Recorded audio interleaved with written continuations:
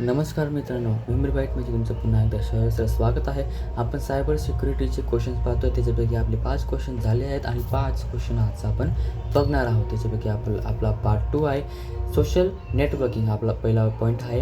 Social networking काय की असं एक नेटवर्क ज्याच्यामध्ये आपण प्रोफाईल क्रिएट करतो, कनेक्ट करतो एकमेकांशी आणि कम्युनिकेशन करतो, इन्फॉर्मेशन शेअर करतो ऑन द इंटरनेट. जसं का Facebook, Instagram, WhatsApp, Snapchat etcetera. Okay. आणि तर काय याचे ॲडव्हांटेजेस काय आहेत की आपण याची कम्युनिकेशन करू शकतो. कोणासोबत आपण लवकर बोलू शकतो, कोणत्या आपण कुठं पण असतो. नंतर आपली इन्फॉर्मेशन चांगल्या प्रकारे आपण शेअर करू शकतो. डॉक्युमेंट, फोटोज राहतात ते. नंतर आपण एज्युकेशन बेनिफिट घेऊ शकतो, ऑनलाईन क्लास घेऊ शकतो. जसं का करिअर ऑपॉर्च्युनिटीज असतात लिंक्डइनसारख्या, त्याच्यामध्ये आपण जॉब सर्च करू शकतो. बिझनेस प्रमोशन असतात, म्हणजे बिझनेस ॲड देतात आणि ॲड देऊन ते त्यांचे प्रमोशन करू शकतात बिझनेस आणि बिझनेस ते ग्रो करू शकतात. सोशल अवेअरनेस म्हणजे कोणत्या पण कुठं पण काही घटना झाली ती घटना लगेच आपल्याला माहीत पडते. नंतर डिसॲडव्हांटेजेस काय आहेत की प्रायव्हसी इश्यूज, म्हणजे आपण जे पण फोटोज किंवा व्हिडिओज किंवा ऑडिओज अपलोड करतो आहे ते लोकांना माहिती पडतात. मग आपली प्रायव्हसी तुटते त्यामुळे. नंतर ॲडिक्शन लागतं आपल्याला त्या गोष्टींचा. आपला जो टाईम आहे तो वाया जातो. नंतर सायबर क्राईम, सायबर बुलिंग, आपण जो कोण हॅकर्स जे आहेत ते आपल्याला हॅरेसमेंट करू शकतात, हॅकिंग करू शकतात, फ्रॉड करू शकतात आपल्यासोबत आणि ब्लॅकमेल करू शकतात. नंतर स्प्रेड फॉल्स इन्फॉर्मेशन, एखादी चुकीची इन्फॉर्मेशन ती सोशल नेटवर्किंगद्वारे लवकर पसरते. नंतर हेल्थ प्रॉब्लेम होऊ शकतात आपल्याला त्याच्यात, जसं का आय प्रॉब्लेम, अँझायटी होऊ शकते, झोप लागत नाही. नंतर फेस टू फेस इंटरॅक्शन आपलं कमी होत असतं, म्हणजे आपण लोकांशी कमी बोलतो ऑफलाईनमध्ये, असं ते पॉईंट आहेत. नंतर क्रिप्टोग्राफीमध्ये म्हणजे क्रिप्टोग्राफी असं एक मेथड आपण म्हणू शकतो त्याला की ती एखादा डेटाला अनरिडेबल फॉर्ममध्ये कन्वर्ट करतं. म्हणजे समजा मी लिहिला ए, तर ते एचं काय करून देईल, समजा इथं मी लिहिला ए बीचं काय करून देईल, ते करून देईल 4C असं काहीतरी करून देईल, जे की एखादा कोणीतरी पाहायला गेला तर त्याला ते वाचता येणार नाही. आणि याच्यामध्ये 2 मेथड पडतात. एक इनक्रिप्ट म्हणतात, म्हणजे जेव्हा मी याला कन्वर्ट करतो आहे तेव्हा याला इनक्रिप्ट म्हणतात, आणि जेव्हा याला चांगल्या फॉर्ममध्ये, रीडेबल फॉर्ममध्ये जेव्हा आपण कन्वर्ट करतो तेव्हा त्याला डिक्रिप्ट म्हणतात, AB. मग याच्याकरता आपल्याला एक काहीतरी क्लू लागेल की नाही बुवा, ABपासून आपल्याला AC केला, 4C केला, तसंच 4C पासून AB करायचं तर काहीतरी की लागेल ना, तर ती कीज आपण इथं वापरत असतो. इनक्रिप्टसाठी पण डिक्रिप्टसाठी पण काहीतरी की आपण वापरत असतो, अशी ती की असते. मग त्याच्यामध्ये पहिला प्रकार आहे सिमेट्रिक क्रिप्टोग्राफी, म्हणजे याच्यामध्ये एकच की यूज होते. इथं पण तीच की यूज होते, इथं पण तीच की यूज होते. याच्यामुळे काय होतं की फास्ट होऊन जातं आणि हे मोठ्या डेटाला चांगलं सुटेबल असतं. हा जो मागे आवाज येतो त्याला तुम्ही थोडंसं इग्नोर करा. मी थोडा माझा आवाज वाढवतो. त्याच्यामागे म्हणजे ते काय असतं की चांगलं फास्ट असतं आणि मोठ्या डेटाला चांगलं ते सुटेबल असतं. नंतर काय आहे की जे पण म्हणजे प्रॉब्लेम्स, त्याचे डिसॲडव्हांटेजेस काय आहेत की ही की आणि ही की म्हणजे आपण जे पाठवतो आहे ही की आपण इथे वापरली, मग ज्याला हा डेटा वाचायचा आहे त्याला ती की पाठवावी लागेल. मग त्याच्यासाठी ती इथून ट्रॅव्हल करणं एकदम सिक्युअरली त्याला ती पाठवायची, कारण ते दुसऱ्याला कोणाला ती की भेटायला नको, म्हणजे याच्यामध्ये प्रॉब्लेम्स येतात.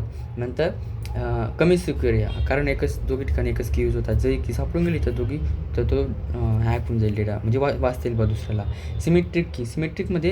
असिमेट्रिकमध्ये ह्या दोघी की वेगवेगळ्या असतात. नंतर याच्यामध्ये काय फायदा आहे की हाय सिक्युअर असतो, कारण दोघी की वेगवेगळ्या आहेत आणि जी प्रायव्हेट की ही आणि शेअर करायची गरज पडत नाही. पण हे कॉम्प्लेक्स होऊन जातं. याचे डिसॲडव्हांटेजेस काय आहेत की कॉम्प्लेक्स होऊन जातं आणि स्लो होऊन जातं. नंतर हॅशिंग म्हणजे की एखाद्या इन्फॉर्मेशनला आपली जी डेटा आहे तो डेटाला एखाद्या फॉर्ममध्ये कन्वर्ट करून देणं, एक फिक्स्ड फॉर्ममध्ये कन्वर्ट करून देणं. समजा तुम्ही पासवर्ड टाकला तुमचा 1 2 3 4, गुगलमध्ये पासवर्ड टाकला तुम्ही 1 2 3 4, सेव्ह केला, लॉग इन केलं, म्हणजे साइन इन करून सेव्ह केला 1 2 3 4 तुमचा पासवर्ड 5, तर ते त्याच्या एक फॉर्ममध्ये कन्वर्ट करून देईल आणि ही की हिला हॅशिंग की म्हणतात. ही हॅशिंग कीला तो त्याच्या डेटाबेसमध्ये सेव्ह करेल. तो 1 2 3 4 5ला सेव्ह करणार नाही. तो याला सेव्ह करेल. जर कदाचित हॅकरने हॅक पण करून दिला त्याच्या डेटाला, त्याच्या सर्व्हरला, तर त्याला सापडेल काय, हे सापडेल. त्याला काय सापडतील, हे कीज सापडतील, हे पासवर्ड कीज सापडतील. पण तो त्याला याचं काहीच करू शकत नाही. कारण हे जे कीज आहेत ते की जर त्याने गुगलच्या फॉर्ममध्ये टाकले आणि आपले युजरनेम टाकलं तरी ते चेक होणार नाही. कारण गुगल फॉर्ममध्ये आपल्याला 1 2 3 4 5च टाकावं लागेल. ते गुगलमध्ये पुढे प्रोसेस होते, त्याला या फॉर्ममध्ये कन्वर्ट केलं जातं. नंतर मग ही चेक होते. म्हणजे हा फॉर्म आणि हा फॉर्म चेक होतो. तेव्हा जर हे सेम निघाले तर आपण लॉग इन होत असतो. मग पण हे इथं टाकायला चालत नाही. कारण हे इथं टाकलं तर हिचं वेगळं हॅशिंग फॉर्म होईल आणि हे वेगळं चेक होईल. असं ते हॅशिंग कन्व्हर्टेड म्हणजे हॅशिंग प्रोसेस असते. नंतर हायब्रिड क्रिप्टोग्राफी, याच्यामध्ये सिमेट्रिक आणि असिमेट्रिक हे दोघी यूज होत असतात. त्याच्यामध्ये असिमेट्रिक हे की एक्सचेंज कीसाठी यूज होतं आणि सिमेट्रिक की हे फास्ट इन्क्रिप्शनसाठी यूज होत असतं. नंतर क्वांटम क्रिप्टोग्राफी म्हणजे क्वांटम मेकॅनिक्सवर बेस्ड ते क्वांटम फिजिक्सवर आपण म्हणू शकतो त्याला, क्वांटम फिजिक्सवर ते बेस्ड आहे. नंतर नेक्स्ट टॉपिक आपला डिजिटल सिग्नेचर अँड रिक्वायरमेंट्स. म्हणजे डिजिटल सिग्नेचर काय, डिजिटल सिग्नेचर एक टेक्निक आपण प्रोसेस आपण म्हणू शकतो, मेथड म्हणू शकतो, जी की डिजिटली आपण काही पण की आपण टाकू शकतो आणि प्लस आपल्याकडे राहील ते. आणि आपण जेव्हा आपला डेटा इन्फॉर्मेशन ॲक्सेस करू तेव्हा ती सिग्नेचर आपल्याला तिथं टाकावी लागेल. हो, तर कुठं होतो आपण म्हणजे एखादा डेटा आपल्याला जो पण पासवर्ड टाकतो म्हणजे तो की ती पासवर्ड ते फक्त आपल्याकडे जाईल आणि ते पासवर्ड की आपण सिक्रेट की टाकून आपला डेटा आपली इन्फॉर्मेशन आपण ॲक्सेस करू शकतो. ठीक आहे. त्याचे रिक्वायरमेंट्स कुठं आहेत की ऑथेंटिकेशन म्हणजेच आपली जी पण तो डेटा त्यालाच ॲक्सेस करता येईल जो त्याच्याकडे म्हणजे जो त्याचा डेटा आहे आणि तो पासवर्ड तो टाकतो आणि तो डेटा ॲक्सेस करतो. इंटिग्रिटी म्हणजेच याच्यामुळे काय होतं की डेटा चेंज होत नाही कुठं आणि डेटा ॲज इट इज राहतो, कंप्लीट राहतो, ॲक्युरेट राहतो. नॉन रेप्युटेशन म्हणजे सेंडर म्हणजे जो पण काही सेंडर आहे तो मेसेजला डिनी करू शकत नाही, मागे घेऊ शकत नाही. याच्यामुळे म्हणजे रेकॉर्ड्स चांगले राहतात नंतर कॉन्फिडेन्शियलिटी म्हणजे आपण मागे पाहिलं की डेटा फक्त म्हणजे जी सिक्युरिटी त्याला इन्श्युअर करायचं काम करतं आणि सेन्सिटिव्ह डेटाला ते प्रोटेक्ट करण्याचं काम करतं. हे त्याचं काम आहे. नंतर अनफॉर्गेबिलिटी म्हणजे can not be copied or forward म्हणजे जे पण काही हे आहेत पासवर्ड काही कीज ते कॉपी जाऊ शकत नाही, फॉरवर्ड करू जाऊ शकत नाहीत.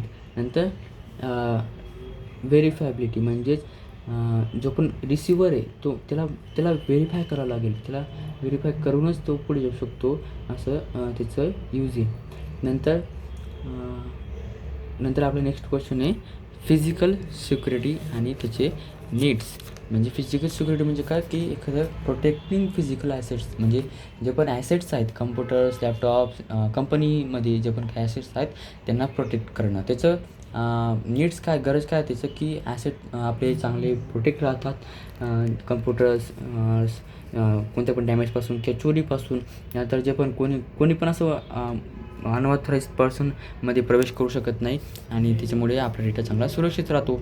नंतर त्याच्यामुळे काय होतं कोणी पण जाऊ शकत नाही. याच्यामुळे आपले एम्प्लॉई स्टाफ चांगले सेफ राहतात आणि याच्यामुळे काय होतं आणि नंतर प्रोटेक्शन अगेन्स्ट नॅचरल डिझास्टर. जे पण काही नॅचरल डिझास्टर आहे जसं का फायर लागणं किंवा दुसरं काही डिझास्टर भूकंपसारखं त्याच्यापासून आपण पहिलेपासून सुरक्षित आपण म्हणतो की एमर्जन्सी एक्झिस्ट किंवा फायर एक्स्टिंग्विशर्स असं असतात ते आपण आधीचे करून ठेवलेले असतात. प्रोटेक्शन आणि ते एक सिक्युरिटी राहते तर ती आधीचे करून ठेवलेली असते. याच्यामुळे काय होतं की जो बिझनेस आहे तो चांगला कंटिन्यू राहतो कारण यामध्ये अडथळे येत नाहीत.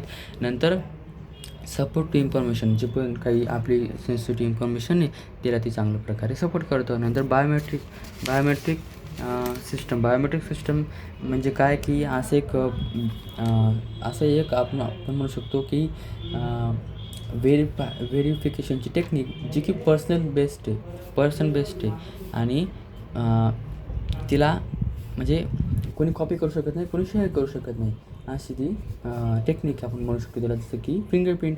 त्याचे बेनिफिट्स काय आहेत की सिक्युरिटी हाय देतं युनिक आहे ना, म्हणून सिक्युरिटी हा घेतो. Can not be forgot or lost, म्हणजे ती कोणी आठवण पडू शकत नाही किंवा ती हरवली जाऊ शकत नाही, कारण ती आपल्या बॉडीचा पार्ट असते. नंतर फास्ट अँड कन्व्हिनियन्स, याच्यामुळे काय ती लवकर होते, क्विक होते, इझिली होते आणि आपला टाईम ती वाचवते. नंतर रिड्युस्ड फ्रॉड, याच्यामुळे काय होतं की कोणी आपण आपलाच फिंगरप्रिंट लावू शकतो, कोणी आपला फिंगरप्रिंट कॉपी करू शकत नाही. याच्यामुळे काय होईल की आपला फ्रॉड कमी होईल, आपल्यासोबत फ्रॉड कमी होईल. नंतर ॲक्युरेट आयडेंटिफिकेशन, ॲक्युरेट आयडेंटिफिकेशन म्हणजे काय की याच्यामुळे काय होईल, फिंगरप्रिंट लावण्यामुळे फिंगरप्रिंट एक असं एक युनिक आहे, म्हणून एक ऑथेंटिकेशन एक कन्फर्म होऊन जातं की नाही बा हा व्यक्ती तोच असेल. कारण पासवर्ड काय, पासवर्ड कोणी पण टाकू शकतो, कोणी पण चोरू शकतं आणि टाकू शकतो. जरी ते कम्प्युटर म्हणत असेल की नाही पासवर्ड बरोबर आहे म्हणून हा व्यक्ती तोच आहे, जरी ते म्हणत असेल पण तरी तसं नसतं. पण याच्यामध्ये फिंगरप्रिंटमध्ये जास्त चान्सेस असतात की व्यक्ती तोच असतो. नंतर युजर फ्रेंडली, की कोणी पण त्याला चांगल्या प्रकारे यूज करू शकतं, रिमेंबर करण्याची गरज नाही पडत त्याला. त्याचे 2 प्रकार आहेत, एक फिजिओलॉजिकल, एक बिहेवियर. फिजिओलॉजिकल म्हणजे काय, जो आपल्या बॉडीचा पार्ट आहे, जसं की फिंगरप्रिंट, फेस, रॅटिना म्हणजे आयचा रॅटिना, असे हँड, म्हणजे हे सगळे आपल्या बॉडीचे पार्ट आहे. आणि बिहेवियरल म्हणजे काय की आपले बिहेवियरल पॅटर्न्स, म्हणजे जसं की आपला आवाज, आपली साईन सिग्नेचर, आपला की स्ट्रोक, आपला ग्रेट एक्सेट्रा. हे झाले आता आजचे 5 पॉईंट. नंतर नेक्स्ट याच्यात आपण नेक्स्ट पॉईंट पाहू आणि इथं आपण थांबू. धन्यवाद.